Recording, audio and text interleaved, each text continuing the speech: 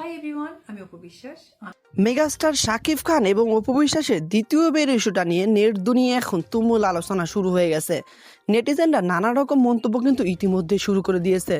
অপু বিশ্বাসের যারা fan follower রয়েছেন তারা কিন্তু বিষয়টা সহজভাবে নিয়েছেন এবং তারা অনেক খুশি হয়েছেন। তারা সুন্দর সুন্দর কথাবার্তা কিন্তু নিয়ে বিভিন্ন বিষয় নিয়ে আলোচনা করতেছেন। কিন্তু যারা বুবলি ফ্যান রয়েছে তারা নানা রকম মন্তব্য কিন্তু ইতিমধ্যে শুরু করে দিয়েছে, যেগুলো একদম বাজে মন্তব্য।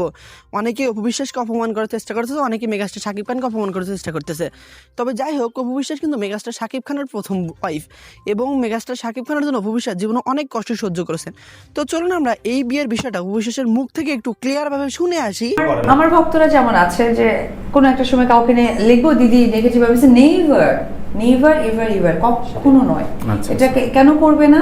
তোমরা আমার ভক্ত, আমার আইডেন্টিটিটা এটাই যে অপুর ভক্তরা কখনো কাকে নিয়ে কোনো কিছুই লেখেন না। আমাকে ভালোবাসো, চমৎকার। চুপ থেকে যাও। একটা প্রসঙ্গ নিয়ে আমি একটু লিমনকে ছাড়বো, সেটা হচ্ছে গত কয়েক মাস ধরে তারকারা বারবার সাংবাদিকদের দিকে একটু আঙুল তুলে দেখাচ্ছে। যেমন পরিরাজের প্রসঙ্গ নিয়ে দুইটি লাইভেই বলল যে আমাদের সংসারে ঝামেলা তৈরি হয়েছে সাংবাদিকদের কারণে। যে কোনো কিছু আসলে যে গণমাধ্যম কর্মী অমুক ইউটিউবার নাকি ঝামেলা তৈরি করে। প্রশ্ন হচ্ছে পরিরাজ থেকে শুরু করে আপনারা যখন স্টেটমেন্টগুলো দেন, ওপেন স্টেটমেন্ট, কিংবা অপু বিশ্বাস বুবলির যে ওপেন স্টেটমেন্টগুলো ছিল, সেগুলোতে এক ধরনের প্রেস মিটে বলার কথা ছিল যে আপনি ডাকবেন প্রেস মিটে সুন্দর করে এই হয়েছে, কিন্তু সেই জায়গা থেকে আপনারা ফেসবুকটাকে বেছে নিচ্ছেন যেহেতু স্প্রেড হয় খুব দ্রুত, আর আপনাদের ফলোয়ার যেহেতু বেশি, সেখানে আমিও পেয়ে যাই, লিমনও পেয়ে যায়, বা অন্য পত্রিকা পেয়ে যায়। এক্ষেত্রে কি সাংবাদিকরা দায়ী হতে পারে কিনা, প্রথম প্রশ্ন।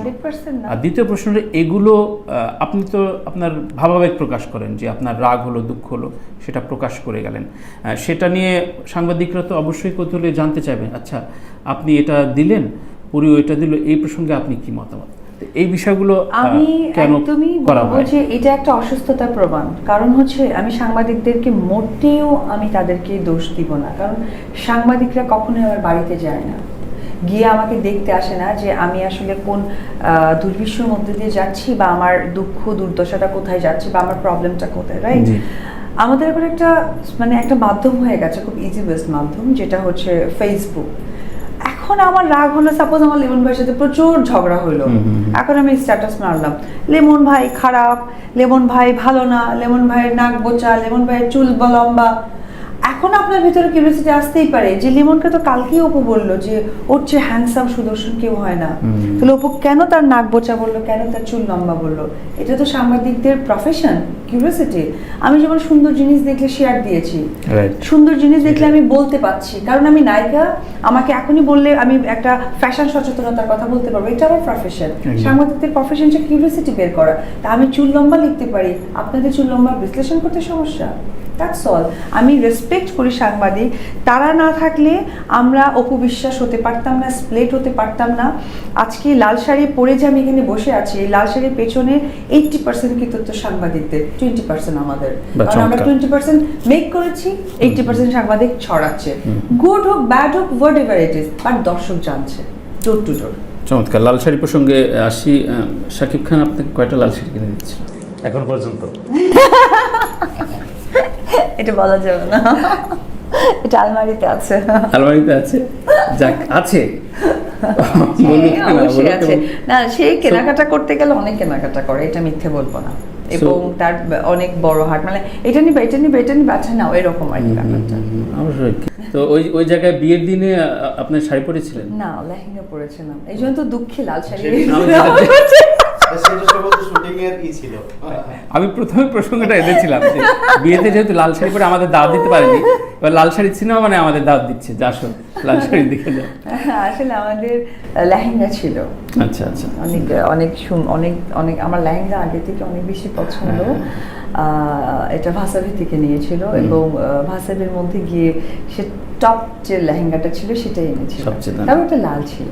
ভালোবাসাটা কোন পর্যায়ে লিমন নিশ্চয় বুঝেছো, এবং বরফ গলার যে দিনে দেখেন আপনি যতই বলেন কাকতালীয় হোক আর যাই হোক, ছবি আসতেছে প্রিয়তমা। দর্শক আপনারা খেয়াল করে দেখেন, আমি স্যান্ডউইচ বোঝেন, স্যান্ডউইচ প্রিয়তমা লাল শাড়ি একসাথে, প্রিয়তমা লাল শাড়ি, একটা অবস্থা বুঝেই যায়। চমৎকার এক মেলবন্ধন। সাকিব ভাইরাও বুঝুক, ভক্তরা বুঝুক, তারা মানে এই দুইটা ছবি তো বটেই, সব ছবির পাশাপাশি মানে এই যে রেখারেখি এটা যেন না করে আর কি। অবশ্যই, এবং সেই না, বড় ওনারা করবে না আমার বিশ্বাস। আজকের পর থেকে দিন শেষে ওনারা আর্টিস্টরা একই সবাই।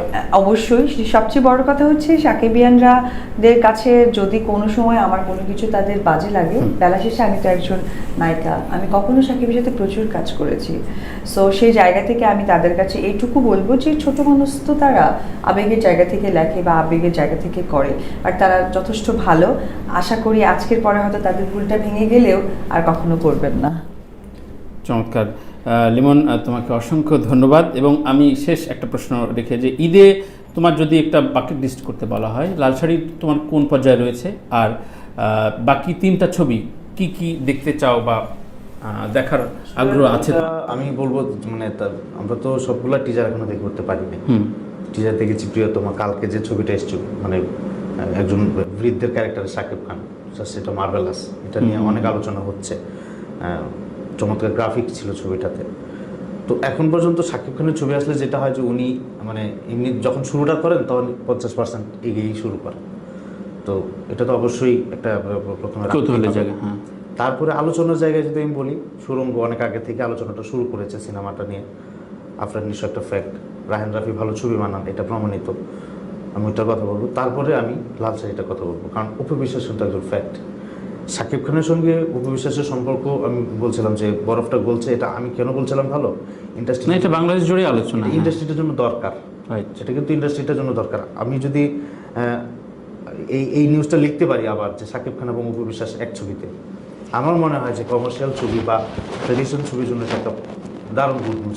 আর সাকিব অপু যদি একটা ছবি করতে চায় তাহলে কয়জন প্রডিউসার লাইন ধরবে বলে মনে করেন? মানে আপনি চিন্তা করতে পারবেন কত বাজেটে ছবি করা যাবে? সেটাই হয়তো দেখা যাবে যে আমি ছবি জমা বিক্রি করে বলতেছি যে আমিও শেয়ার নিই, আমাকে একটু শেয়ার দেন, এটা দরকার, এটা দরকার। তো অপু বিশ্বাসের নামের জায়গা থেকে, এবং সাইমন সাদিক, আমি এটাও বলতে চাই, সাইমন সাদিক অপু বিশ্বাস কিন্তু দেখিয়েছেন শাকিব খানের বাইরে গিয়ে বাপ্পির সঙ্গে যখন ছবিটা করেছেন। আর তোমার এলাকার ছেলে একটু বেশি বলছো তুমি। না, আমি বাপ্পির কথা বলতে, আমি সাইমনের কথা। হ্যাঁ, আচ্ছা, বাপ্পির সঙ্গে যখন ছবিটা করেছেন, বাজেটের যে ব্যাপার ছিল, সেই বাজেটে সেই র্যাঙ্ক আমি ছবিটা ভালো করেছে।